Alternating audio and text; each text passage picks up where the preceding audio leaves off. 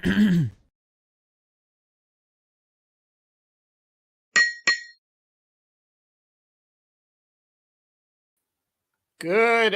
morning, everyone. Happy New Year. This is another episode of Meet the Experts. I am the host, Jay Vix, and we have made it through 2022. Congratulations.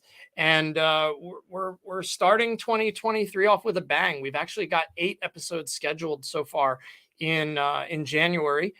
2 per week. So you'll see us every Tuesday and Thursday through the entire month of January so far. I think the last week we're still booking 2 more. So we might be able to hit 10 episodes this month, which will be the most we've ever done in a calendar month. Big changes and updates coming for Meet the Experts as well. But if you're not familiar with the show, what Meet the Experts is it's a platform for small business owners who typically don't really have a great way to create video content or get their name out there. It's a great way to do so. We provide business owners with a platform where we can interview them, ask them the important questions, and give them a video to use in their marketing. So whether that's website, social media, YouTube channel, Facebook, wherever a business owner might want to use video, and we can help guide them and help them along. So if you know or are a small business owner, established, been in business for a while, need some help with video content creation or marketing online, why don't you be a guest? It doesn't cost anything to come on the show. We'd love to interview you and put the spotlight on you for 20 minutes or so. Today's guest is exactly someone like that. We have James Asbill with us today.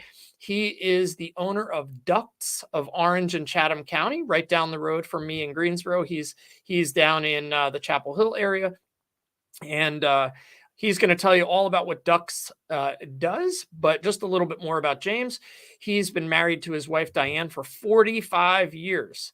And they have 3 sons who are Eagle Scouts, and he is the Scoutmaster for Troop 45 in Chapel Hill, North Carolina. Without further ado, I'm going to bring up my guest today, Mr. James Asbill, and we're going to talk about Ductz. Hey, James, how are you? Doing just fine. About yourself? I can't complain too much. Happy New Year to you. Thank you. Same to you. Thanks. Now I know we had a chance to chat. I know you spent the holidays with some of the grandkids, right? Yes. That's always fun. Well, cool. So, I gave you a little brief intro, but I didn't go into too much about who you are and what you do. So tell us a little bit about Ductz. We are a indoor air quality company. We deal with cleaning, heating, and air conditioning ductwork and restoration of heating and air conditioning systems. I primarily do residential and light commercial. I have done some big commercial, but I'm mostly centered on residential and light commercial. Okay, so and do you do that? You do that within a territory, right? So you're pretty much just in those counties. Yeah, I have Durham County, Orange County, Chatham County, Alamance County. Oh wow, okay. So yeah, you come almost into Greensboro there with Yep. Alamance, right? Yep. Very cool. So can you tell me a little bit about some of your main products and services and actually who they help? Like maybe go into detail about some of your main services? Well, I'll get calls from customers that are complaining about an odor or dustiness in the house. They will have just cleaned house, and within 30 minutes, I got dust laying around. Or they've got allergy issues. So we can deal with all of those. The odor issue, sometimes it's biological issue, sometimes it's other issues that generate odor that we're able to deal with. So when you say that, is there when dealing with odor, is there something you can do throughout the ductwork? Is there like a deodorizer or something of that effect? There is a deodorizer, but we do that after we've done a cleaning to get anything that's in there out. And then there is a deodorizer that we use that is designed specifically for HVAC systems. Cool. And it does a good job. Occasionally, I'll have to go back and do a second application just to take care of things, but usually the first application does it all. Awesome. So with a duct clean, I know, but like for me, who doesn't really know a whole lot about this, how often should this be done? Or if your house is 10, 15, 20 years old, like, what's the recommended interval, I guess is the question. The National Air Duct Cleaning Association, who is the group that trained me on how to clean ductwork, they recommend having ducts cleaned every 3 to 5 years. Uh, there's a lot of variables there on whether you need to do it more often or less often. I tell people that have systems on the second floor where the registers are in the ceiling that dirt doesn't fall up. So usually it's something related to the unit that's causing the problem, either that or not using quality filters. Downstairs, floor registers, dirt falls down the floor registers. So sometimes you wind up, especially in older homes, they'll have some leaks in the system and it can bring air from a crawl space or air from the attic into the house. And that sometimes generates allergies or just extra dust in the house. That makes a lot of sense. So what about pets? Are pets a big culprit too? Yeah. A lot of pet dander. Uh, so depending on the type of filter that you use, depends on whether the pet dander can get through. If you can hold up a filter between you and somebody else, and you can see them through that filter, pet hair, dander is going to get through it and get into the system, and then potentially create you some other problems. Um, we have had where cats will hear something in a register, and it may be mice, because sometimes mice get into ductwork, and a cat will pee in the register. And so then you got an odor. Yeah. And sometimes we can get it out, and other times that particular piece of ductwork needs to be replaced.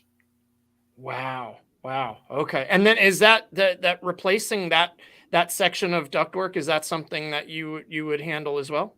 Yes, we can do that. Okay. Very cool. So now, how long have you been in business with Ductz? I started in 2008.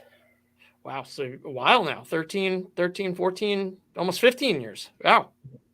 Um, so I'm sure the only reason we're coming up on 11 years in business with my agency, we started in 2012. And I always talk about this with our guests is you don't get to stay in business for 10, 15 years if you're doing a lot of stuff wrong, right? You got to be doing something right Yes. to have long lasting success. And Yep. along that period of time, and I did check out your Google reviews as well, which are stellar. Uh, Along the road, I'm sure there's been a customer, whether a win that you had for a customer or a testimonial that you got that you always kind of carry with you or you remember some big success story. Can you share a customer win or a testimonial that's meant something to you? Uh, I get several uh, reviews from people, and they talk about my crew being so nice and so thorough and all. And I've had reviews from people saying, I would have runny nose all the time in the house, or odor all the time in the house, and or my allergies were worse in the house than outside. But after the duct cleaning was done, the issues went away. Hmm. Now we're not perfect, so sometimes we have to go back and redo. I've had a couple of jobs where the guys just didn't quite get everything, so we went back and took care of the issue, and the customer was thoroughly satisfied. So my big thing is I want the customers happy. Absolutely. I really like that. And the fact that you'll stand behind your work, and if you have to go back out, you'll do it. It means a lot. Now, I just want to, I didn't really, it kind of leads into the next question, but in talking about Ductz, I know that this is a franchise, that you're a franchisee, correct? Yes. So if somebody's watching the show and they're from a different part of the country, or they're watching this, if they got a hold of you, can you put them in touch with another franchisee, or should they just go to the main website? Well, if they just go to the main website, it's designed to where whatever location you're in, they will show you the closest Ductz franchise owner. Gotcha. And so there's some that, like, there's an owner in Raleigh, North Carolina, and then there's me, and our areas do overlap a little bit. But some people will give him a call. If he can't work it in, he'll tell them to call me. Awesome. That was kind of where I was going with that. Is that I'm sure you guys have some type of referral type system, or just help each other out. Okay. So the next question, I like to call it earned it, learned it, and proved it. Do you have any in doing duct cleaning, and the HVAC restoration or repairs that you do? Any titles or certifications you've had to get along the way? Yes, there's the National Air Duct Cleaner Association trains us as air system cleaning specialist. And then I took extra training for commercial inspections. So I'm was a certified ventilation inspector. Interesting. When you say certified ventilation inspector, is there ever a time that that's required, or when do you get a call for that, or when do you need to go out and inspect? That's primarily for large commercial jobs. And issues, that's primarily what it is. Whenever I do an inspection for a residential, that requirement or that certification is not required. Okay, got it. Because it's primarily designed for big commercial evaluations. Okay, that makes sense. I was trying to think. I'm like, well, I wonder why you would have to have like that. But I'm thinking in terms of residential, so that makes sense that it's more of a commercial thing, or a bigger commercial job. So I'm sure you'd love to get a call and say, can you come out and do that inspection? Yeah. Well, I did some work a couple of years ago for Lenovo. They were doing some renovation on a building, repurposing it, and they had some duct work. They took all the branch lines down. They just wanted the trunk line cleaned. So my guys had to crawl the ductwork, vacuuming the ductwork as they were going along. Wow. We had like 1,500 feet of ductwork that we needed to crawl and vacuum. That just brought up another question. So crawling through ductwork, if you were doing a home system, do you just have vacuums with long hoses? Because you're not crawling through home systems, right? No. Yeah. The way we clean a residential is my negative air machine moves 5,000 cubic feet of air a minute. Wow. Most residential HVAC systems move 1,200 feet a minute, 750 to 1,200, depending on the unit. Well, we'll connect in on one side of the air handler, the furnace, and block off the furnace so that we're not pulling air through it, because we only want to pull air through the ductwork for the supply side. So with it pulling, then we go to the individual registers, and with mechanical agitation and forced air, we are pushing from individual registers all the way down to where my negative air machine is connected. So we touch basically all of the ductwork. And if there's a trunk line that some homes that have a long trunk line and all the branch lines are connected to it, we'll go to the end of the trunk line and open up the end and see where everything's at and push everything down to where the negative air machine's at. So we're able to see the trunk line and make sure that it's done. Interesting. So it's kind of like a push-pull system, right? You got one thing pushing and then the other one sucking back. Okay. That's really cool. Just a couple more questions before we wrap up. And this is super fascinating. Now I'm really nervous. Like, now I need to find somebody right in Greensboro that can come do my home. Maybe you can recommend somebody for that. We'll have to talk about it after the episode. I did have one other question related to products and services. What about the dryers, like your washer and dryer for your clothes? Do you often find, I know lint, we're constantly cleaning out our lint trap. And I know that can cause a fire due to heat. Uh, is that something that you guys handle as well? Yes, we've been trained also to clean dryer vents. Most people don't realize or know that the lint screen in your dryer is only designed to catch 60% of the lint that comes through the system. So that other 40% gets deposited along the line before it gets to the outside vent. Sometimes it's able to blow out depending on how short or long the vent line is. But we like to clean from the outside, working toward the dryer with the dryer running so we can verify the airflow is adequate on the outside for the particular dryer.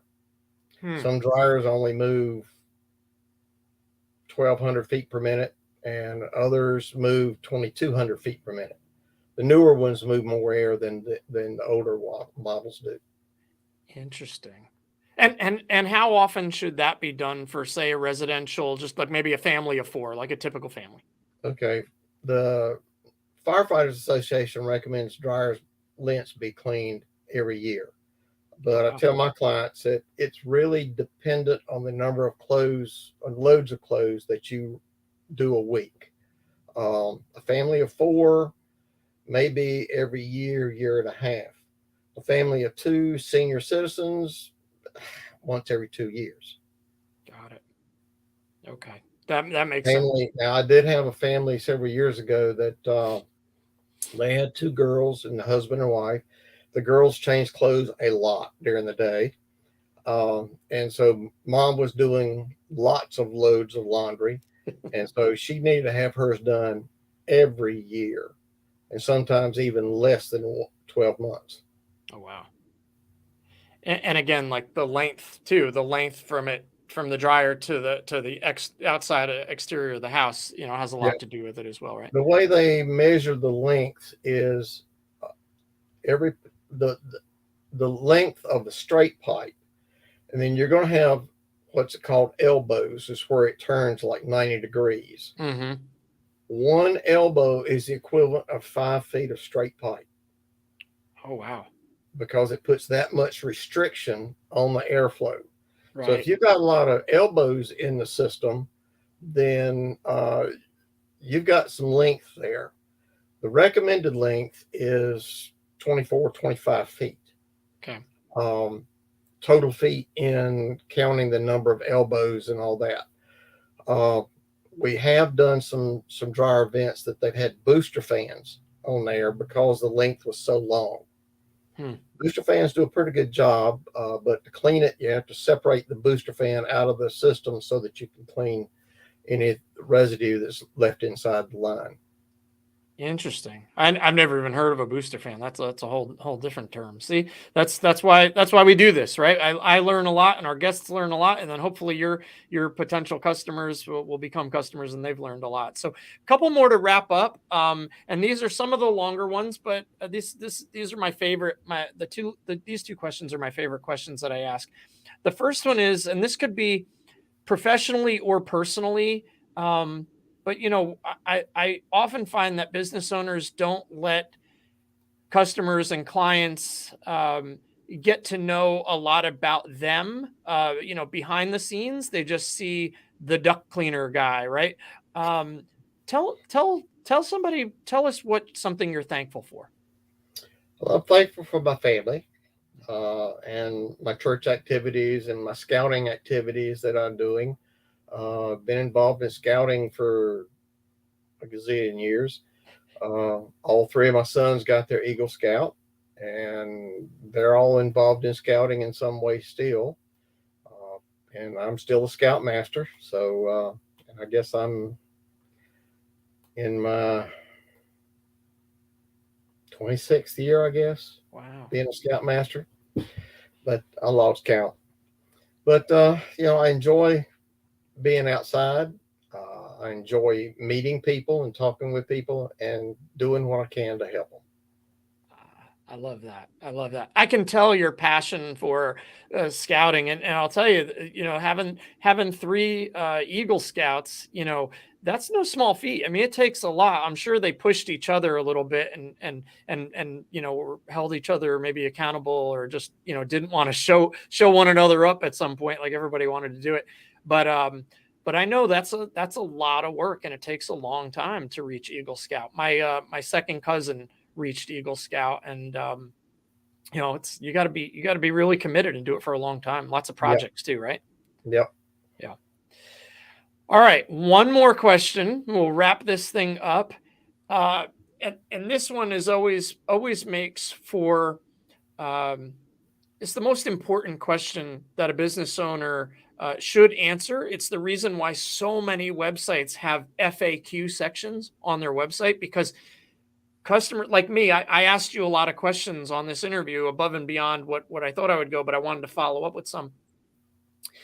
In every business, there are going to be, maybe not, I don't want to say dissenters, but there's going to be objections. People say they don't understand what you do, or they don't understand why they need it. Are there any frequently asked questions, any questions that you just get over and over and over again, or even maybe some objections that you've had to overcome, and you just want to put it out there on video and try to lay that to rest so that you have something that can answer that question 24/7 on your website? What would those be? Well, I've had people ask, well, do I really need to have my ductwork cleaned? And what my technicians will tell them is that sometimes when we're looking at ductwork, it's not really that dirty. So we leave it up to them, but I'll give them some suggestions on things to try to maybe alleviate the problem that they can do themselves, and so then save some money and not having to have the ductwork cleaned. We talk to folks about when they're cleaning house, the dust level goes from below knee high to above head high. And so if they see dust back on their furniture again the next day after they've been cleaning house, they start wondering, well, where is this dust coming from? So I'll tell people to turn their ceiling fans on, turn the furnace fan on while they're cleaning house. And after about a month, if they don't see a marked difference in the dust level in the house, give me a call back. Interesting. So it brought up kind of an interesting question. It piqued my interest when you said that you'll give them some things to do if they're not interested in getting it cleaned. If somebody wanted to say, all right, every 5 years I'll get the ducts cleaned, but what can I do in the meantime to kind of help maintain, or like a maintenance? Is there a lot of maintenance? What could somebody do just to kind of reduce the amount of dust in the ducts? And make sure that they don't have any leaks in the windows and doors. If they've got carpet, most people don't realize that when they're vacuuming and they have an adjustable head on their vacuum cleaner, they'll take the head and drop it all the way down and vacuum their carpet. You don't want that. You want it to where it's tickling the top of the fibers so that more airflow gets in between the fibers. Uh-huh. And the carpet manufacturers say when you're vacuuming, you vacuum one direction, then you turn 90 degrees and you vacuum that same area again. It gets more dirt up. Carpets are like a filter. They collect dirt. Yeah. And so the more dirt you can get out, the less dirt you're going to have in the house. I read a study several years ago that the average households track in 40 pounds of dirt a year. Ooh-wee. 40 pounds. 40 pounds.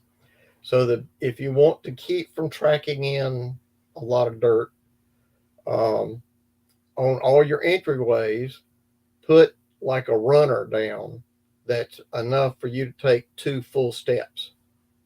Got it. Or you do it outside if you got like a covered porch. 2 full steps before you come inside.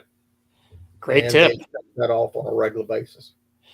Excellent tip. I think that's, it's, that's definitely a life hack, or homeowner hack for sure to cut down. It's funny that you say that. My wife has been a big proponent of taking our shoes off when we come in, and we didn't really stick to it so much. So now yesterday, my wife bought and assembled a shoe rack for right when we come in to take our shoes off and put them in the rack, and then we'll keep our slippers or whatever right there. And she cleaned the floors real good, and that's what we're going to do now. So I think that's a good idea too, is right. Take your shoes off when you enter the house or right before you enter the house. Probably help from tracking a lot of that stuff in. Yep. Definitely does.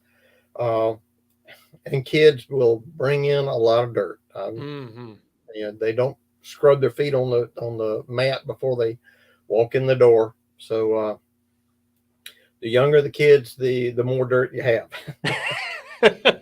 Makes sense. Absolutely. I can attest from my own.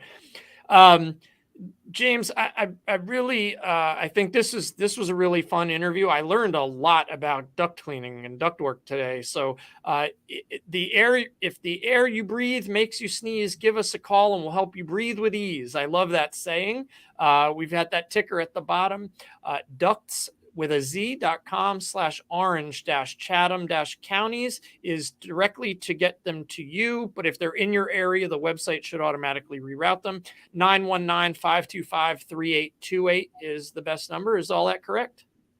Yeah, that's the best number. And you can also go to the Ductz website. Just go to ductz.com and then request for service.